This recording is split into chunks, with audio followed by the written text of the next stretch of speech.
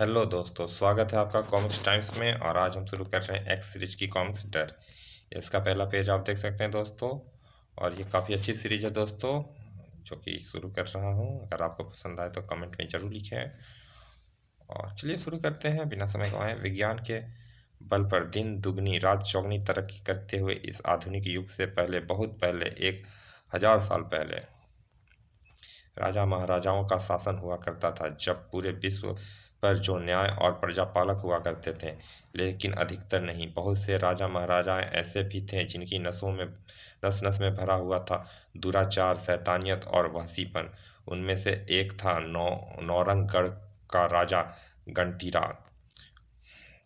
अपनी सुंदरता और युवा अवस्था बढ़ाने के लिए मनुष्य रक्त से स्नान और अपनी शैतानी शक्ति बढ़ाने के लिए मनुष्य रक्त का पान करके जिसने शैतानियत की हर सीमा को पार कर डाला था।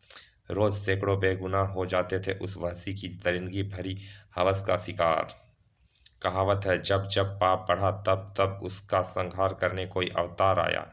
गंटीरा और उसके पाप के लिए भी अवतार बनकर आए वे महापुरुष, जिन्होंने समाप्त किया एक दुराचारी, पापी और शैतान राजा का किस्सा। महल में ही दफना दिया गया उस दरिंदे को। और फिर मनुष्य ने सदा के लिए एक अच्छे खासे महल को वीरान होने के लिए छोड़ दिया। वक्त की धूल मिट्टी सभी कुछ अपने आगोश में लेती चली गई। उस महल को, उस वक्त को, उस सभ्यता को। वही वक्त अपने साथ लेकर आया आधुनिक सभ्यता, आधुनिक युग, आधुनिक समाज।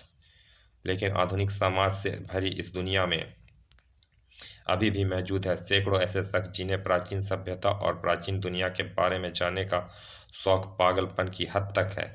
ऐसे ही शख्स में से एक है प्रोफेसर धीरज गुप्ता, मशहूर पुरातत्ववेत्ता।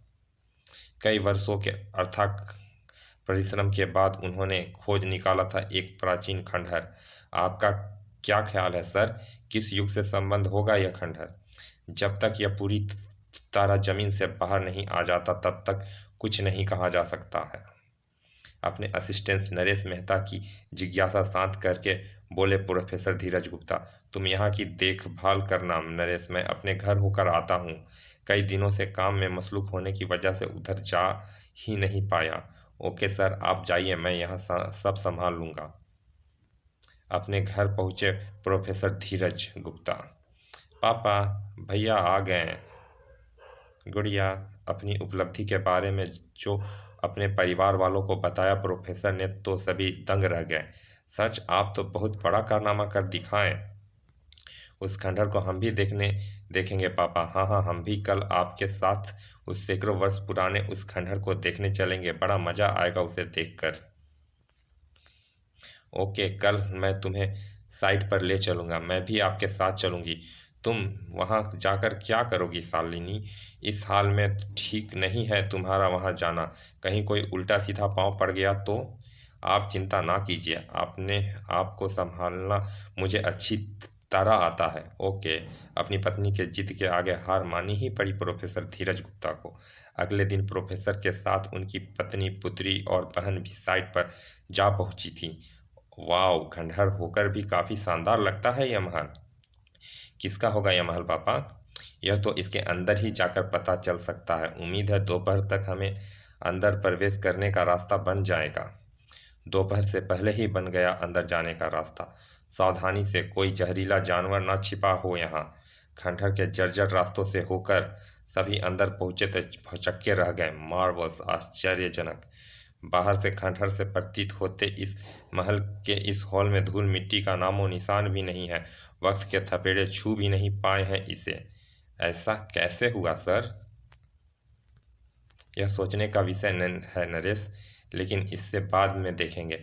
पहले यहाँ का वस्तुओं का निरीक्षण करना जरूरी है। और मेरे साथ नरेश व अपने बाकी सहयोगी के साथ निरीक्षण करने में जुट गए प्रोफेसर धीरज गुप्ता। मसरूफ हो गया हर कोई अपने अपने काम में। जबकि खाली रह गए थे तीन। सब अपने अपने काम में लग गए हैं। लेकिन हम क्या करें भाभी? हम भी अपने काम में लग जाना चाहिए, यानी अपने इंटरेस्ट की चीज़ों को देखने और समझने की कोशिश करनी चाहिए। Mom is right, come on. अपने अपने इंटरेस्ट की चीज़ें ढूंढ ली तीनों ने और मैं तो हथियारों को देखूंगी। मेरी दिलचस्पी इस सोने के कब्र पर उस लटकी मूर्ति में है, और सबसे ज़्यादा इस मूर्ति में अजीब सी चमक मुझे अपनी तरफ खींच रही है। सस्पेंस के सागर में गोते लगाती उस सोने की कब्र तक जा पहुंची शालिनी। उस मूर्ति को नीचे उतार कर देखना होगा कि वह इतनी चमक क्यों रही है, लेकिन उसके उतारने के लिए मुझे इस सोने की कब्र पर चढ़ना होगा। इतना प्रबल था जिज्ञासा का जोर की कब्र पर चढ़ गई शालिनी और अपने हाथों से थाम ली मूर्ति। ठीक तभी क्रोध उठी वह जबरदस्त बिजली। शालिनी को लगा एक तेज झटका। मूर्ति के साथ उछलकर दूर जा गिरी वह। शालिनी के कंठ से उबली चीखने आई। सभी को बुरी तरह चिवका दिया। दौड़कर शालिनी तक पहुंचे सभी। यह तो बेहोश हो गई, लेकिन इसे हुआ क्या? चीखी क्यों ये? भयंकांत सा बोला एक। इन्होंने उस कब्र पर पांव रखने जैसा अशुभ काम कर दिया, तभी इन्हें झटका लगा होगा। लाल सिंह ठीक कहता है सर, बड़े बूढ़े कहते हैं कि कब्र पर पैर रखना अशुभ होता है, चीखे प्रोफेसर धीरज गुप्ता। सटा बकवास बंद करो और बाहर जाकर जीप तैयार करो, इन्हें अस्पताल ले जाना होगा।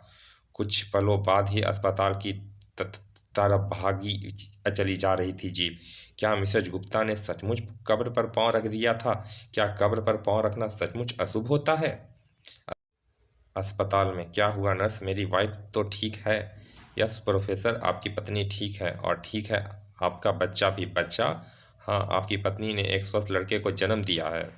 प्रोफेसर खुशी से झूम उठे थे प्रोफेसर गुप्ता। कहाँ है मेरा बच्चा? मिलवाओ मुझे उससे। Take it easy professor Gupta, doctor आपके बच्चे को लेकर बाहर आते ही होंगे अंदर। मैं इसे इसके डैडी से मिलवा कर लाता हूँ। बड़ा प्यारा बच्चा है।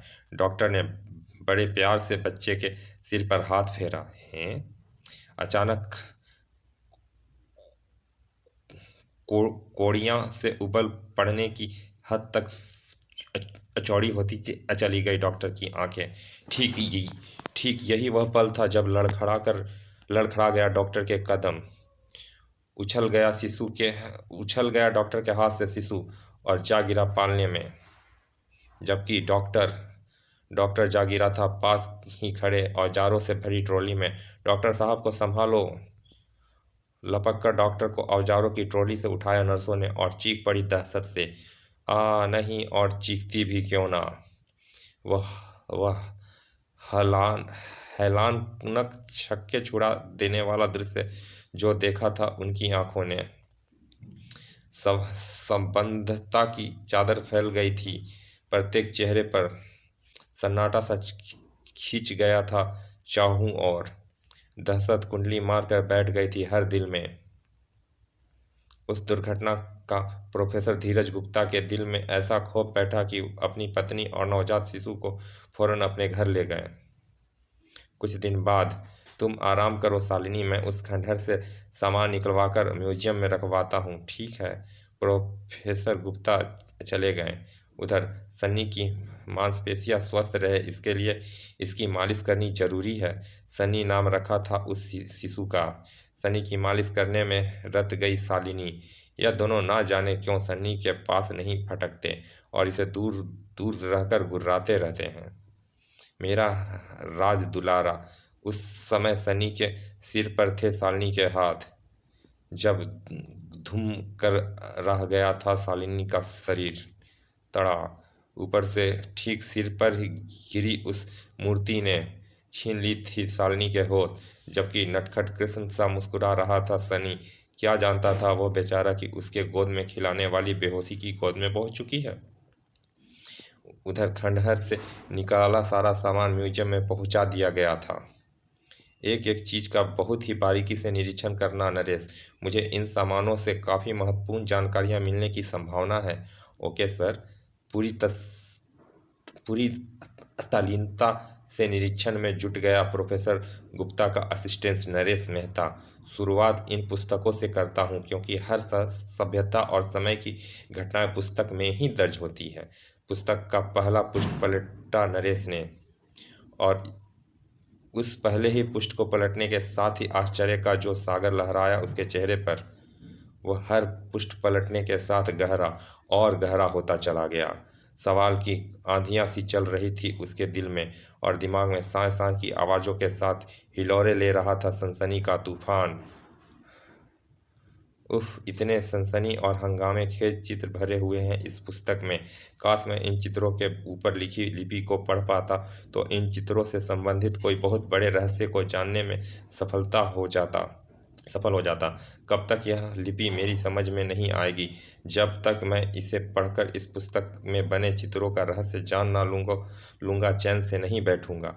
इस घटना के 1 महीने बाद, जब सारी गुप्ता फैमिली के सारे सदस्य घर के गार्डन में बैठे हंसी मजाक कर रहे थे और सनी प्रेम में लेटा अपनी ही दुनिया में मस्त था, तभी चर संयोग से पेड़ से टूटा वह तना और ठीक नीचे प्रेम पर बैठे सनी की तरफ मौत बनकर बढ़ा।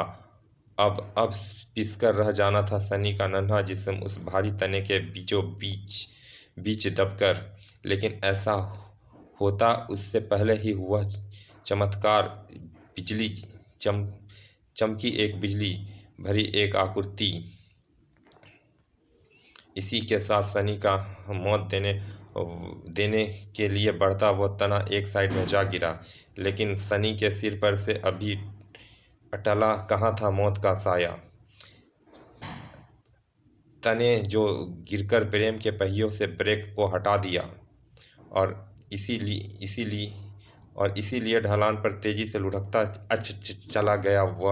वॉकर हंसी मजाक में मसरूफ गुप्ता फैमिली परिवार के किसी सदस्य का ध्यान नहीं था उस घटना की तरफ जो एक बहुत बड़ी दुर्घटना का कारण बनने जा रही थी। लेकिन एक ऐसा शख्स था जिसकी हैरानी से फटी आंखें उस सारी घटना की गवाही थी, और वे आंखें थी प्रोफेसर गुप्ता के असिस्टेंट नरेश मेहता की। सनी की जान को खतरे में देखकर चीख पड़ा था जो, प्रोफेसर साहब, सनी को बचाइए। जब चौंका गुप्ता परिवार का हर सदस्य। ओ नो, प्रेम को रोको। प्रेम के पीछे भागने वाले में सबसे आगे थे नरेश मेहता और उसके पीछे थे बाकी सब। चलिए दोस्तों, इस बढ़िया सी सीरीज का पहला भाग यहाँ समाप्त करते हैं। मिलते हैं इसके दूसरे भाग में। और अभी तक आपने हमारे चैनल को सब्सक्राइब नहीं किया दोस्तों तो प्लीज़ सब्सक्राइब कर दें। चलिए मिलते हैं इसके दूसरे भाग में, तब तक के लिए धन्यवाद। विदा।